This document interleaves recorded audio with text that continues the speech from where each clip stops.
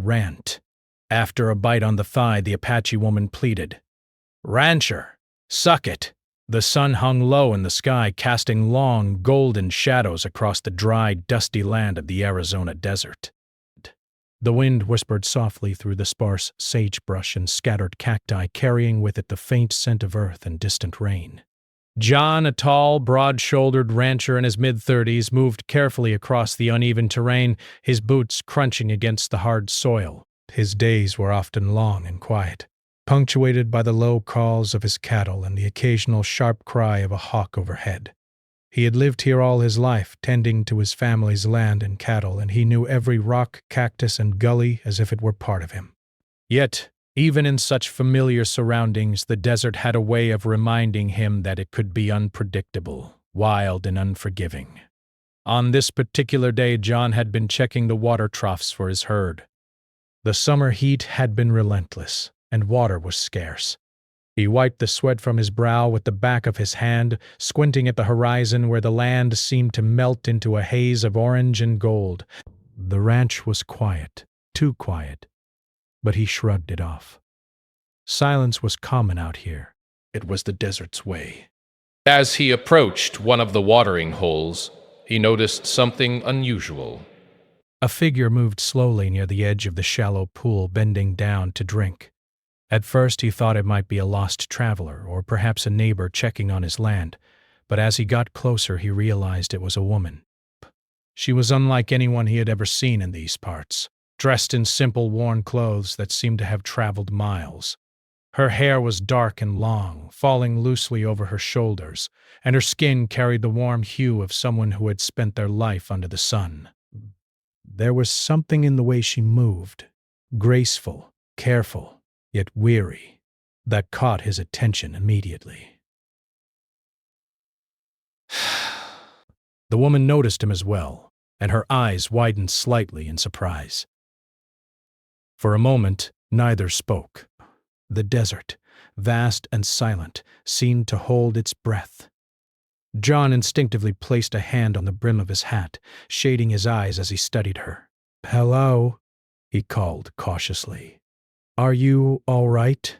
I need help," she said, her words careful and deliberate. Her accent was unfamiliar to him, and yet there was a clarity in her tone that made him understand the urgency. She lifted her leg slightly, revealing a deep bite on her thigh. John's heart skipped a beat. The wound was fresh, and he could see the redness spreading around the edges. Without thinking, he knelt beside her. "What happened?" he asked, his voice steady despite the sudden rush of concern. "A snake bit me," she whispered. Her face was pale and she struggled to stay upright. John quickly scanned the area around them, half expecting the snake to still be nearby, coiled and waiting, but there was no sign of it. Only the desert, silent and watchful. He had seen snake bites before, though not often. He knew that without immediate care, the venom could spread quickly, causing swelling, pain, and even death if left untreated. Breath. He took a deep breath and gently guided her to sit on a flat rock nearby, careful not to jostle her injured leg. "Do you have anything with you?" he asked. "Bag, water, or anything to clean it with." She shook her head weakly. "No." "Nothing," she admitted. "I was traveling alone. I didn't expect." Her voice trailed off, and she winced as she moved slightly, testing her leg. The pain was evident, and John felt a surge of determination to help her. He rummaged through his saddlebag, pulling out a clean cloth, some water, and a small first aid kit. "We'll have to clean this and keep it still," he said. "It'll hurt a little, but you need to stay calm." The woman nodded, biting her lip as she tried to steady herself. John worked quickly, pouring a small amount of water over the wound and gently dabbing it with the cloth. The skin around the bite was inflamed, and he could see tiny puncture marks, evidence of the venomous strike. He applied a makeshift bandage, tying it snugly but not too tight, careful not to cut off circulation. You did this before? She asked quietly, watching him closely. Once or twice, he admitted, trying to keep his voice reassuring. But you need to keep calm. It's going to be okay. For a moment they sat in silence, the desert stretching endlessly around them. The wind stirred the dust at their feet, and the sunlight reflected off the rocks in harsh, bright flashes. John could feel the tension in the woman's body, the way she trembled slightly, not just from pain but from fear. He understood that fear. He had seen it before in the eyes of men and women alike when faced with life-threatening situations alone in the wilderness. If you let me, he said gently. His eyes met hers, trying to convey trust and reassurance. She hesitated, then nodded slowly. Yes, please, she whispered. There was no more pride or hesitation in her voice, only the raw instinct to survive. John knew there was little time. Breakfast. He had learned from experience that snake bites required immediate action. He recalled the old remedies his grandfather had taught him, techniques passed down from generations who had lived off the land. Some were practical, others based on tradition, but all were intended to slow the venom and give the victim a chance to reach proper medical help. He instructed her to stay still, supporting her carefully as she leaned back against a large boulder. Perhaps her breathing was shallow, and the pain in her leg caused occasional grimaces. John's mind worked quickly, recalling every detail he had learned. He tied a small strip of cloth just above the bite to slow the spread of venom, a technique that could sometimes buy precious minutes in situations like this. The woman winced again, but she did not protest. There was a resilience in her, a quiet strength that impressed John. She had traveled far, faced dangers alone, and yet here she was, facing another threat with courage. Psst. Can you tell me your name? John asked, trying to distract her from the pain. Nizoni,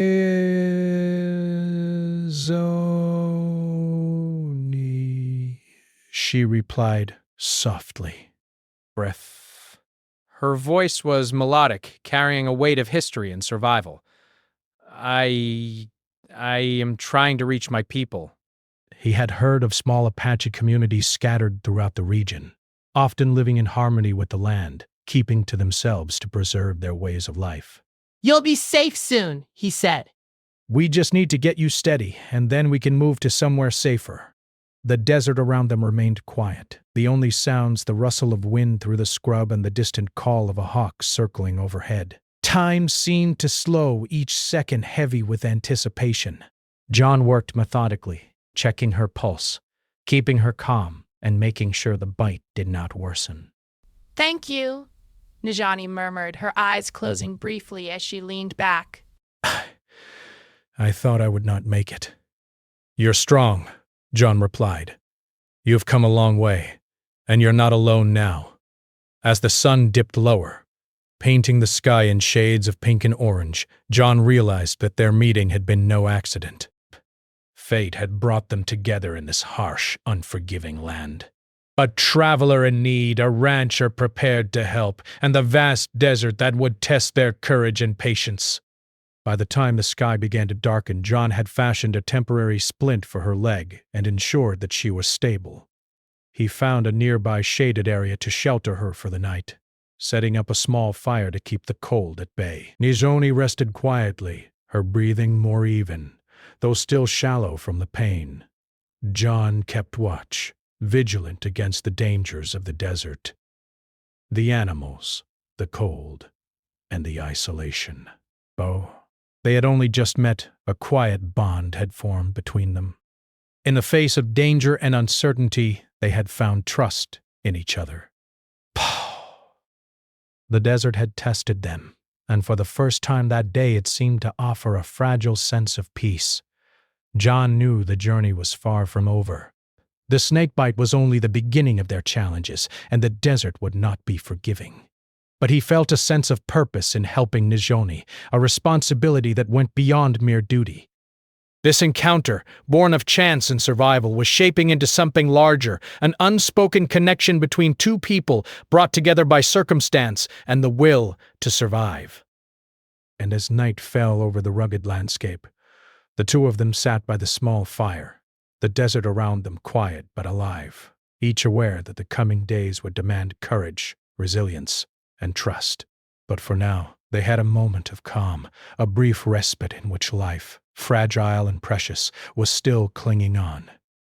The desert night was quiet, yet alive with small movements and sounds that spoke of life hidden in the darkness. Crickets chirped softly, and the occasional rustle of a lizard or small rodent broke the silence.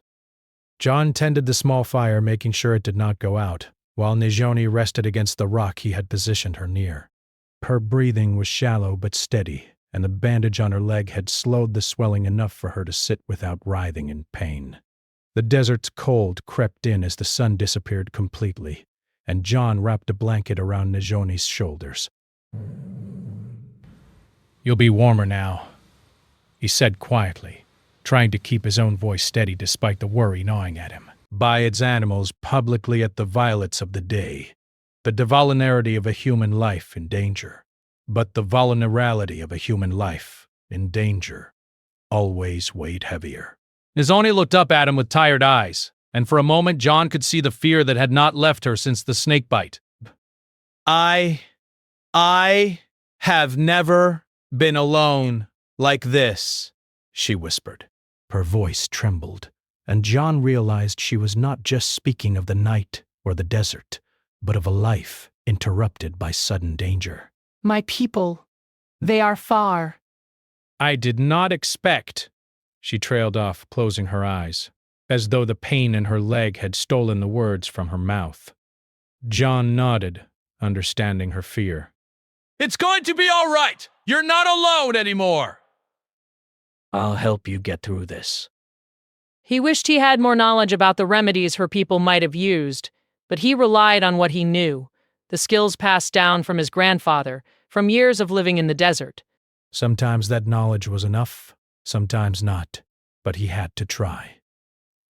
As the hours passed, Nijoni shifted slightly, wincing at the dull ache in her leg. "Brace. The venom, it burns," she said softly.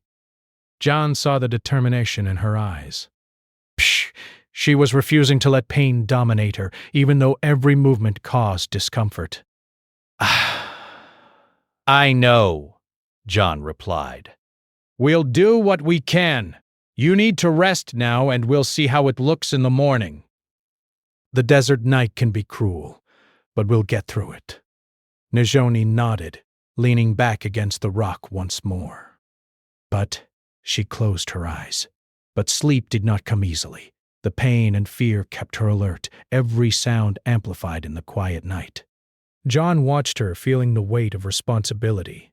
He had no medical training beyond basic first aid, yet he had saved cattle, fixed broken limbs, and faced many dangers in the wilderness. Still, helping a human being in danger was different. The stakes were higher. As the night grew colder, he kept the fire low, just enough to provide warmth and a small sense of comfort. Grasp. The desert was vast, and he knew that the isolation could be overwhelming. But there was also beauty in it. The stars overhead, so bright and clear that they seemed almost close enough to touch. John looked up, taking a deep breath of the crisp air, and tried to focus on the small comforts rather than the dangers that lay around them. Eventually, Nijoni's eyes fluttered open again. "Will it get worse?" she asked quietly, her voice laced with fear. "Maybe," John admitted honestly. Breath. "Snake venom is tricky, but we're slowing it."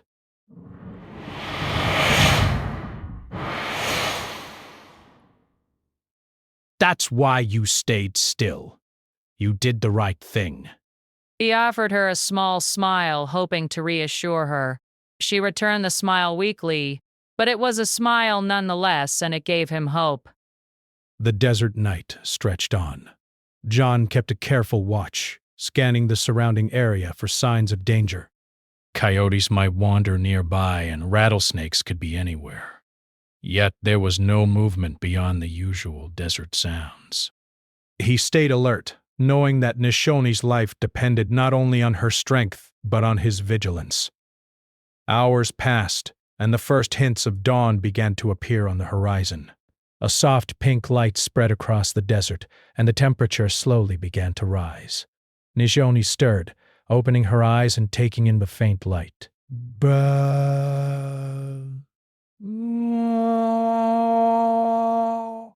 He glances around in desperation. Her voice was weak, but there was a sense of relief in it, past, and with it, a portion of her fear. John handed her a small cup of water. Drink slowly, he advised. She took small sips, her lips dry and cracked from the long night. Her eyes met his, and for a moment they shared a quiet understanding. Two strangers brought together by circumstance, both aware of the fragility of life in the desert. "We need to move," John said finally. "You can't stay here." You need proper care. And the sun is going to get hot quickly. We'll take it slow. Breaths. Nizoni nodded, placing her hand lightly on his arm for support. I will follow you, she said. There was trust in her eyes now, fragile but real. John felt a surge of determination. He had seen too many lives lost because people did not trust each other or the land. He would not let that happen to her. They began to move slowly, John supporting Nijoni as best he could. Every step was careful. The rough terrain and uneven rocks made progress slow, but he knew they had no choice. The ranch was several miles away, but it was their best chance for safety. The desert sun climbed higher, casting harsh shadows and warming the earth beneath their feet. Sweat ran down John's face, mixing with dust, but he did not falter. Nizoni's steps were measured and deliberate, her face pale but determined. As they walked, Nizoni spoke softly. "I should have known the desert could be dangerous," she admitted. "But I had to leave. I had to go, away from the conflict near my village." There was no choice. John listened carefully, sensing the weight of her words. He had seen the struggles of people in his region. Ranchers, farmers, travelers, but hers was different. She spoke of fear, survival, and loss, all carried in the soft strength of her voice. He realized that the desert had not just tested her physically, but emotionally as well. "You're brave," John said quietly. "Many would have given up. You didn't." "That matters." Nizoni looked at him, her eyes reflecting a mixture of gratitude and surprise.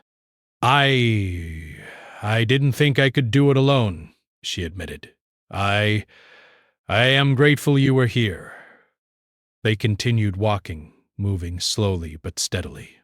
Every now and then John would pause to check her leg, making sure the swelling had not worsened and that her bandage was secure. He could see the exhaustion in her movements, but she did not complain. Breaths.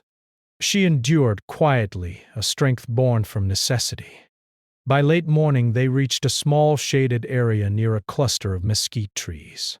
John led her to sit down, letting her rest for a while. "We'll take it slow," he said. Your leg is still weak, and the sun is getting stronger. You need to conserve your strength. Nijoni nodded, leaning back against the rough bark of a tree. Breaths. I feel safer now," she said softly. "With you." There was a simplicity in her words, but they carried profound meaning. In a world filled with uncertainty, she had found trust in another human being, and it was not something she took lightly. John felt a sense of responsibility settle more firmly on his shoulders. He had known hard work, long days, and harsh conditions, but helping someone in need was different. It demanded not just skill, but patience, empathy, and endurance. And he realized that he would do whatever was necessary to see her safe. As the sun climbed higher, the desert around them shimmered with heat. The horizon seemed endless, stretching into the distance, with mountains rising faintly in the morning light.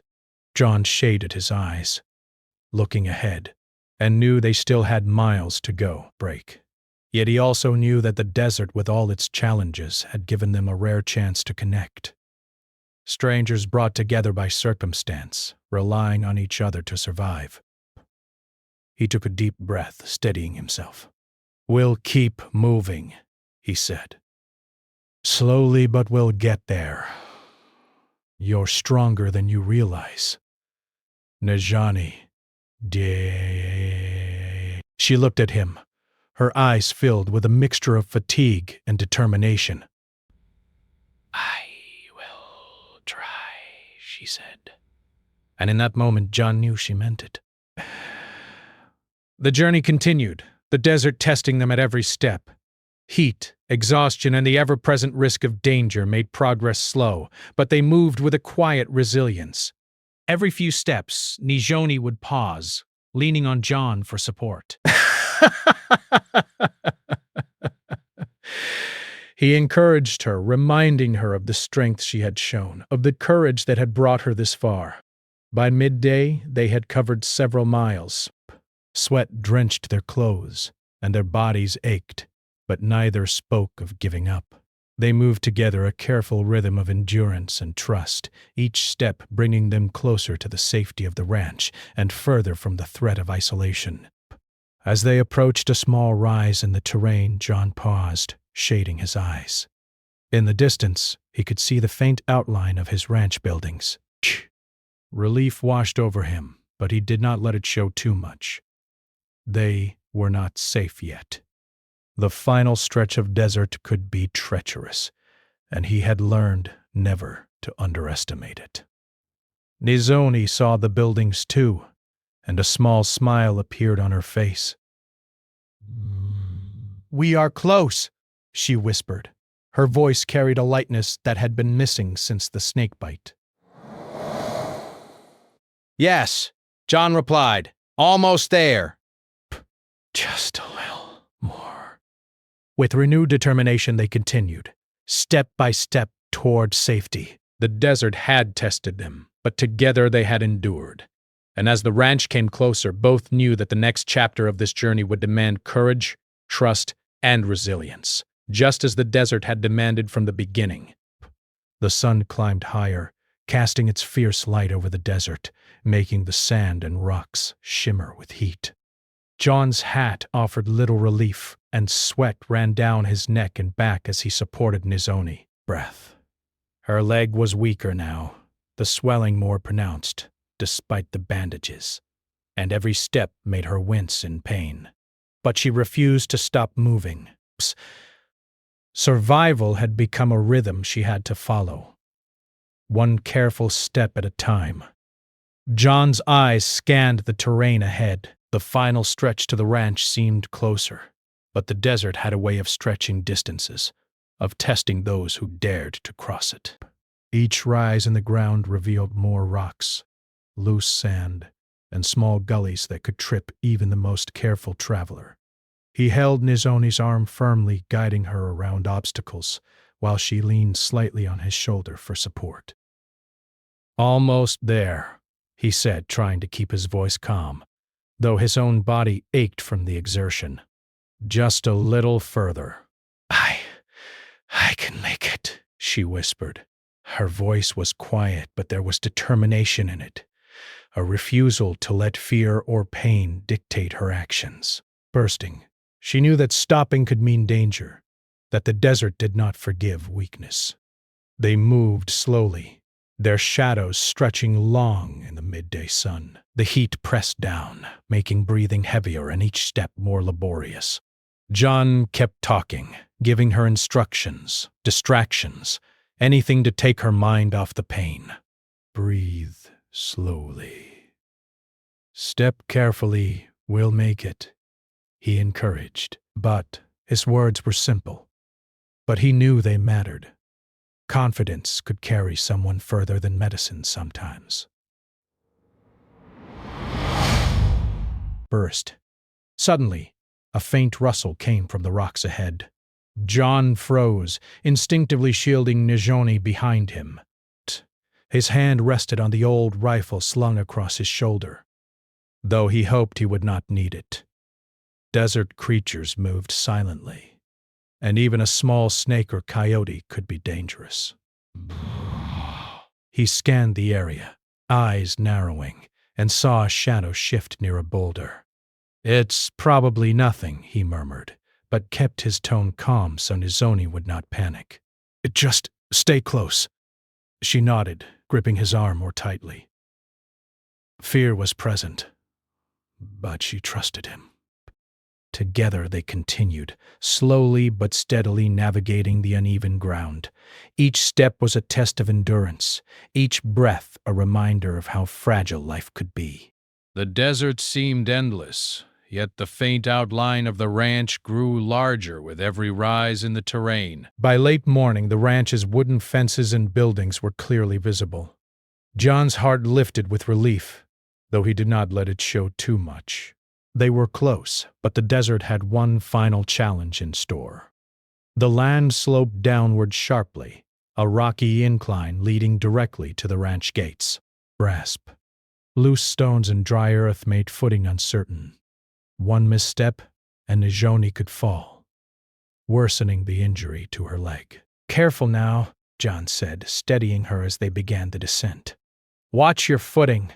Her face was set in concentration, lips tight as she followed his lead. The pain in her leg was intense, but she moved deliberately, relying on John's guidance.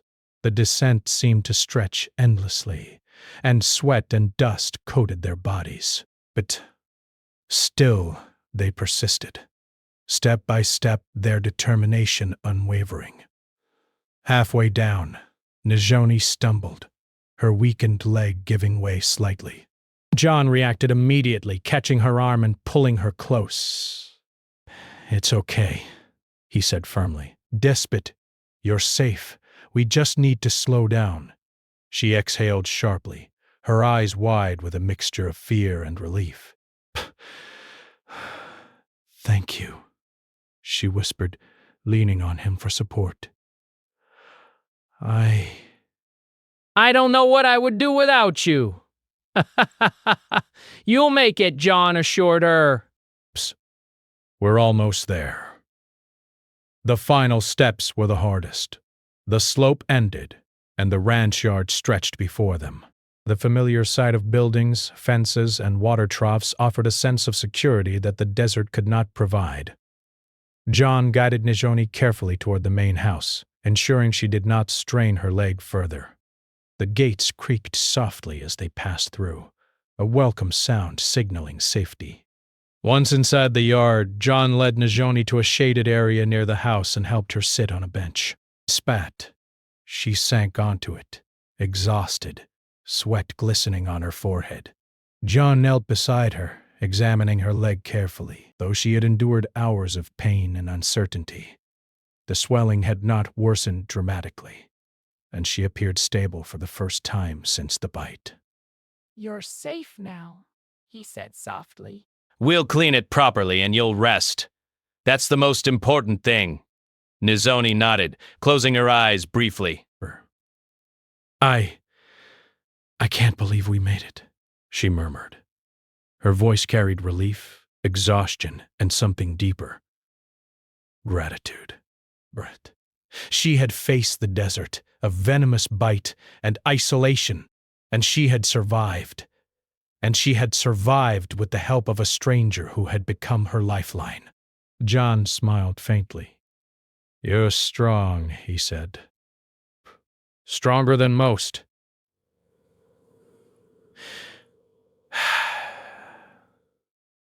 As he prepared a basin of warm water to clean the wound more thoroughly, Nizoni watched him quietly. She realized that survival was not just about physical endurance. It was about trust, about knowing that someone else would guide you when you could not go on alone. And she trusted him completely. The cleaning process was slow. John worked carefully, washing away the dust and dirt from the wound. Nizoni flinched occasionally, the pain sharp and immediate, but she remained still, following his instructions.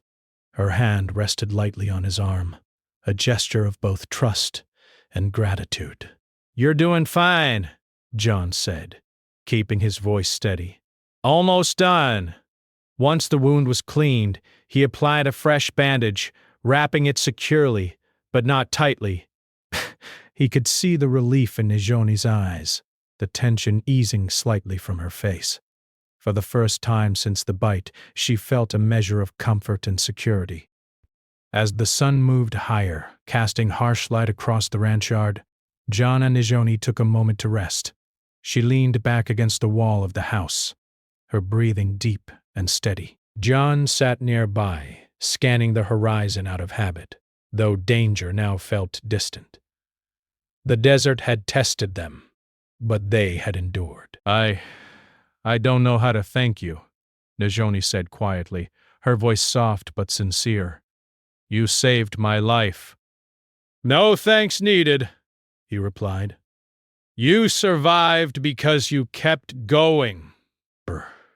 "I just helped where I could."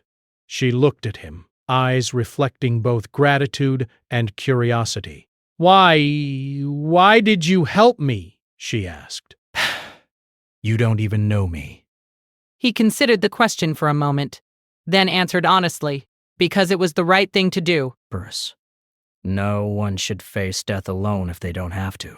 There was a silence between them, filled only by the gentle rustle of wind through the trees and the distant sounds of cattle. The moment felt profound, a quiet acknowledgement that life could bring strangers together and force bonds that were unexpected yet real. As the afternoon passed, John brought Nizoni water and some simple food, small provisions to help her regain strength. She ate slowly, her body still weak, but her spirit resilient. He talked to her about the ranch, about the work, about the desert itself, trying to keep her mind off the lingering pain. She listened quietly, absorbing both the information and the calm presence he provided. For the first time in more than a day, Nizoni allowed herself to relax. The desert with all its challenges had been conquered. Not entirely, perhaps, but enough for her to survive. And she had done it with someone who showed patience, strength, and compassion. As the sun began to lower in the sky, casting softer shadows across the yard, John prepared a simple place for her to rest overnight, a blanket on the floor, shaded from the sun with water nearby. Nizoni settled onto it, feeling the comfort and security she had been denied in the desert. "Rest now," John said gently. "You've done enough for one day." She nodded, her eyes closing slowly. "Thank you," she whispered once more, her voice carrying a quiet sincerity. "For everything." John watched her for a moment, then turned his attention to the ranch work that still needed tending.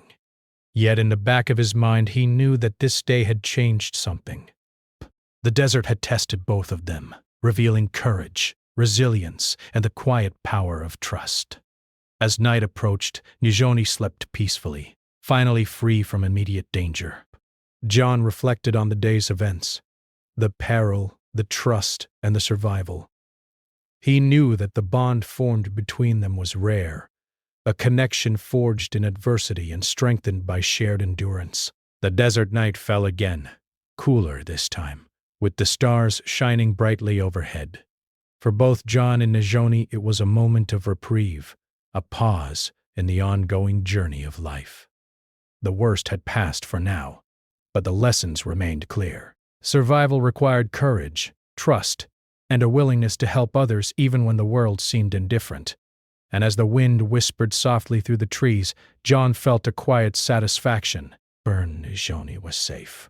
For now, and together they had proven that even in the harshest conditions, humanity could endure.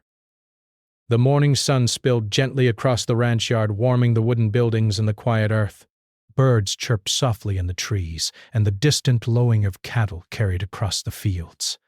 For the first time in days, Nizoni felt a sense of peace she had not known since leaving her village. Her leg still throbbed from the snakebite, but the worst of the pain had passed, and she was able to sit up without fear of collapse. The relief was deep, a quiet acknowledgement that she had survived a danger that could have easily claimed her life. John had been up early preparing breakfast and tending to the ranch as he usually did, yet his mind kept returning to Nijoni. He checked on her frequently, bringing water and food, making sure the bandage on her leg stayed clean and secure. The simple acts of care, repetition of daily routines, and calm presence created a sense of normalcy that helped Nijoni regain some strength. "I can move a little today," Nijoni said quietly as John approached with a cup of warm water. First, she lifted her leg slightly, testing its strength. John watched carefully, ready to support her if needed. "I want to help in small ways. I do not want to be a burden." "You're not a burden," John replied firmly. "You've done more than most people could."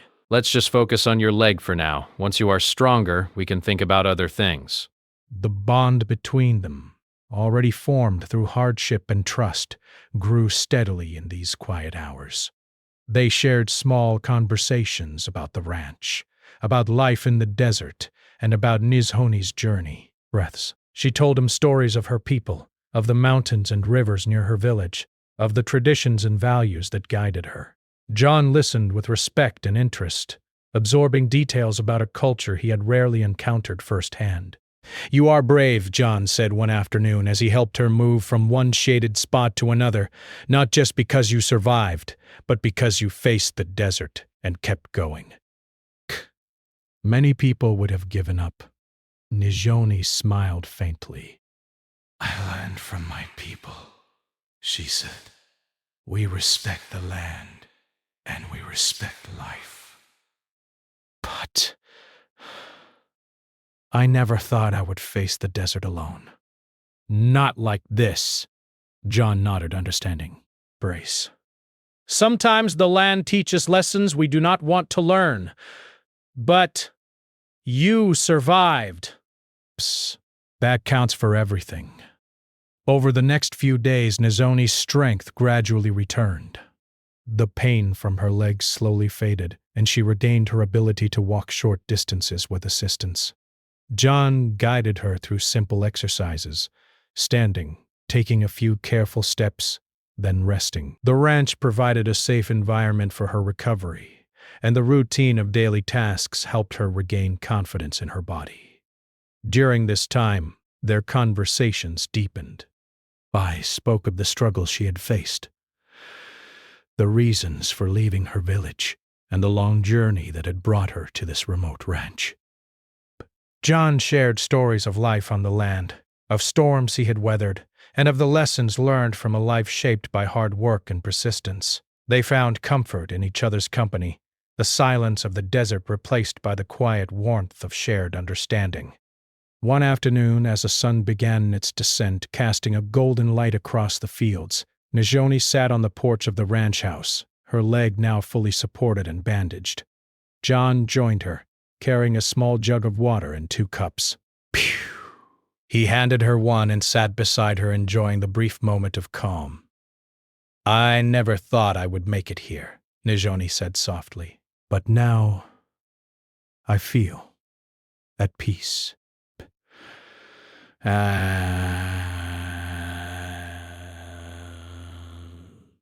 John nodded. "The desert has a way of teaching you what matters," he said, "and it shows you who can be trusted. You survived because you never gave up, and because you allowed yourself to accept help when it was needed. Nizoni took a sip of water, letting the warmth spread through her body. I am grateful, she said, for everything you did.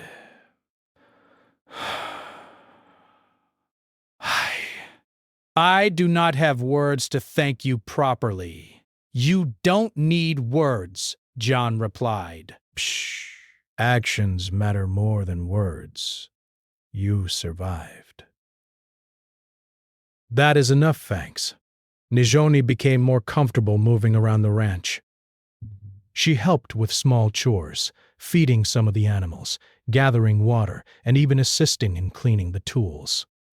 Each action was careful, measured, and deliberate, yet it gave her a sense of purpose.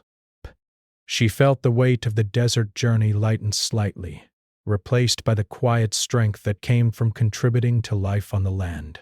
John observed her carefully, impressed by her resilience. She had endured hardship, isolation, and fear, yet she remained humble, considerate, and willing to learn. The trust between them had grown into something rare and meaningful, a bond forged through survival, strengthened by mutual respect, and deepened by shared experiences. One evening, as the sun dipped below the horizon and the sky filled with hues of pink and orange, John and Nizoni walked slowly along the edge of the ranch. The air was cooler now, and the faint breeze carried the scent of sagebrush and distant earth. Nizoni's leg was strong enough to walk without assistance, though John stayed nearby, vigilant and ready. I have learned much in these days, Nizoni said softly. Not only about survival, but about trust. I did not know that strangers could be so willing to help. John smiled. The world is full of people willing to help, but sometimes we need to see it for ourselves. You have seen it now, and you have shown that strength, courage, and trust can survive even in the harshest places. They paused near the water troughs, watching the cattle move slowly across the fields. The silence was comfortable, filled with the natural rhythm of life on the ranch. Nizoni's eyes were reflective, looking at the horizon as if trying to take in everything at once. I will return to my people soon, she said, but I will remember this place, Desp, and you. You are welcome here any time, John replied. The desert can be unforgiving, but there is always a place for those who respect it. The sun disappeared completely, leaving the sky dotted with stars. The desert night was cooler, filled with quiet sounds, the chirp of insects, the distant call of an owl, and the gentle rustle of wind through the trees. Nizoni felt a deep sense of gratitude and peace. Breath. She had faced danger, survived against odds, and discovered that trust and kindness could exist even in a world that often seemed indifferent. As she lay on the simple blanket prepared for her inside the ranch house that night, Nizoni reflected on the journey that had brought her here. The snakebite, the desert, the struggle to survive, it had all been frightening, exhausting, and at times overwhelming. Yet, through it all, she had found hope. John had shown her that even strangers could care, that survival was not only about strength, but about connection. John checked on her one last time before retiring for the night. Rest well, he said quietly. Tomorrow will be a new day. Nizoni nodded, closing her eyes with a sense of calm she had not felt in many days. The fear and pain had passed, replaced by a quiet sense of accomplishment and relief. She had survived, she had trusted, and she had learned that even in the harshest conditions, kindness could exist. In the following weeks, Nizoni continued to regain her full strength. Bragged. She helped more actively around the ranch, learning the routines and contributing to daily tasks. John was patient, guiding her when necessary, but allowing her independence as her strength returned. The bond between them remained strong, built on shared experience, mutual respect, and the understanding that life could change in an instant, bringing people together in unexpected ways. As she prepared to return to her people, Nijoni felt a mixture of emotions, breath, gratitude for John, respect for the land, and a renewed sense of confidence in her own resilience. She had faced the desert alone, survived a venomous bite, and discovered the strength of trust and human connection. On the morning of her departure, John and Nijoni stood near the edge of the ranch.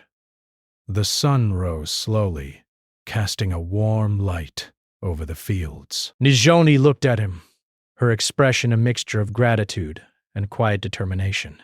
Thank you, she said softly. For everything. I will never forget this place. Or your help.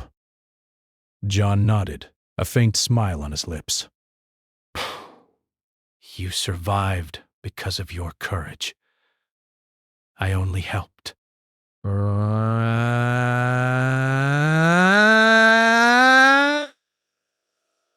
With a final nod, Nijoni set off toward the distant path leading to her people. John watched her go, feeling a quiet sense of satisfaction and hope. She had faced the desert, faced fear, and emerged stronger. And he knew that the lessons of survival, trust, and resilience would stay with both of them forever. The ranch settled into its usual rhythm once more. The desert quiet but alive with life. The sun climbed higher. The wind carried the scent of earth and grass. And life continued, resilient, persistent, and quietly miraculous. And somewhere in the distance, Nijoni walked toward her people, carrying with her not only the memories of fear and danger, but also the lessons of trust, survival, and human kindness.